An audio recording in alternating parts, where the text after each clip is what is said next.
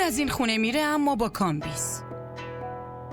اگه تماس تصویری گرفته بودی پس بهت نشون میدادم که رومی کنارمه. شنیدی؟